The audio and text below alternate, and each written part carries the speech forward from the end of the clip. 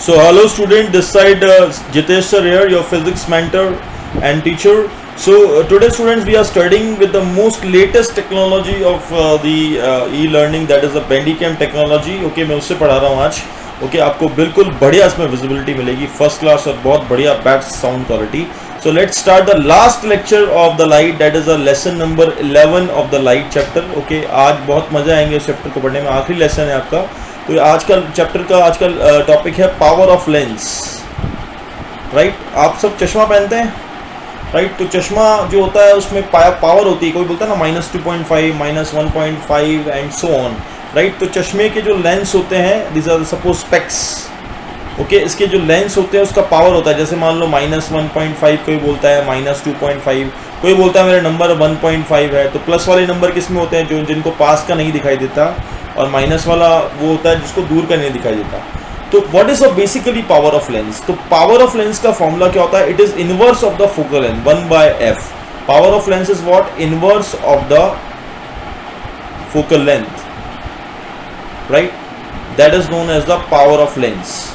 Okay, अब ये जो f है यहाँ पे, f is what? f is the focal length of the lens. f क्या होता है? f होती है लेंस की focal length. f is the focal length of the lens. Okay, right? Okay, तो लेंस की फोकल लेंथ क्या होती है? लेकिन अब वो क्वेश्चन में दे रखी होगी. और ये फोकल लेंथ किस में होती है? f is in metres. यहाँ पे f जो है वो मीटर्स में दिया हुआ होता है हमेशा, right? It is given in the metres. अब इसमें एक बात बहुत इंपॉर्टेंट है कि अगर मान लो कॉनकेव लेंस हुआ, कॉनकेव लेंस का फोकल लेंथ कैसा होता है बेटा? नेगेटिव होता है हमेशा. तो पावर ऑफ कॉनकेव कैसी होती है? हमेशा नेगेटिव होगी. दैट मीन्स जिन लोगों को दूर का साफ नहीं दिखाई देता है, ये हमारे आगे भी आएगा आई डिजीज के अंदर, उनके पावर हमेशा नेगेटिव होते हैं, राइट? उनके लिए कॉनकेव लेंस लगा होता है उनके स्पेक्स के अंदर, चश्मे के अंदर.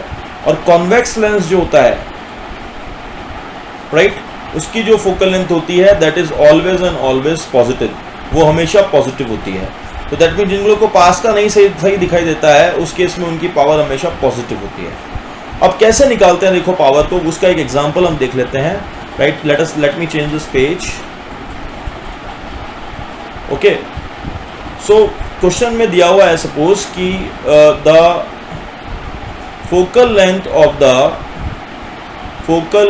Of diverging lens is 20 centimeters. Okay, calculate the power of lens. उसकी पावर निकालिए लेंस की, राइट? तो डाइवर्जिंग लेंस मतलब वो कैसा लेंस होगा? डाइवर्ज कौन करता है? कॉनकेव लेंस हमेशा डाइवर्ज करता है चीज़ों को. ये तो पता ही है, लाइट को कॉनकेव लेंस हमने पढ़ा था. ये कॉनकेव लेंस ऐसा होता है, लाइट आएगी तो ये लाइट को क्या करेगा? लाइट को दूर भेज देगा, इस तरह से डाइवर्ज कर देगा. बताया था मैंने, ये पूरे डायग्राम से हमने बनाया है. तो उसकी पावर हमेशा नेगेटिव होगी. अब मेरी बात सुनो, एफ का पावर का फॉर्मूला क्या होता है? पावर का फॉर्मूला होता है what is the formula of the power? Okay, power का फॉर्मूला होता है 1/f. तो ये हो जाएगा कितना? 1/ यहाँ पे क्या आएगा? 20 सेंटीमीटर में. बट यहाँ पे जो f होता है वो मीटर में होता है. तो इसको क्या करेंगे आप? 100 से आपको डिवाइड करना पड़ेगा. ओके, क्योंकि यहाँ पे ओरिजिनल फॉर्मूले में फोकल लेंथ हमेशा मीटर्स में होती है. तो 20/100. Why? Because 1 centimetre is what? 1/100 of a metre. ये आपको आता होगा, मैथ्स में आपने सीखा होगा, ठीक है ना? तो 20 को मैंने 100 से डिवाइड कर दिया, तो ये कितना हो गया? 100/, यहाँ पे साइन भी लगाना पड़ेगा, ये नेगेटिव होता है तो यहाँ पे नेगेटिव लगाएंगे, ठीक है ना? 100/-20. तो पावर कितनी आ जाएगी इसकी? -50.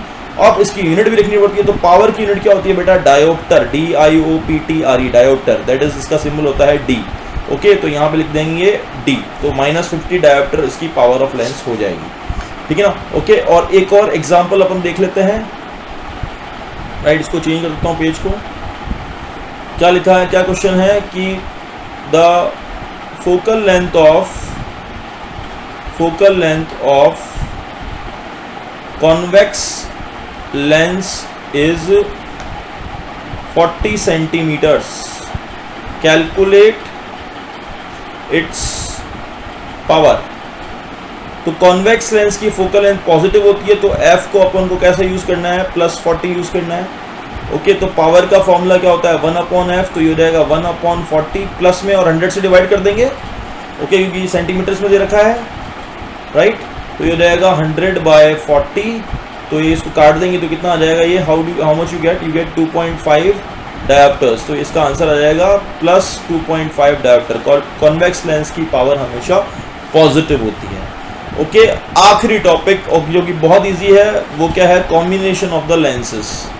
तो अगर कॉम्बिनेशन ऑफ द लेंसेज हमको करना हो, केवल फॉर्मूला है, एनसीईआरटी में शायद क्वेश्चन भी ना पूछे इससे बोर्ड में, combination of lenses that means बहुत सारे लेंस जुड़ा हुआ है। एक कॉन्वेक्स लेंस है, इसके बाद में इसके साथ में सपोज एक कॉनकेव जुड़ा हुआ है, फिर वापस एक कॉन्वेक्स जुड़ा हुआ है, फिर वापस इसके बाद एक और लेंस जुड़ा हुआ है।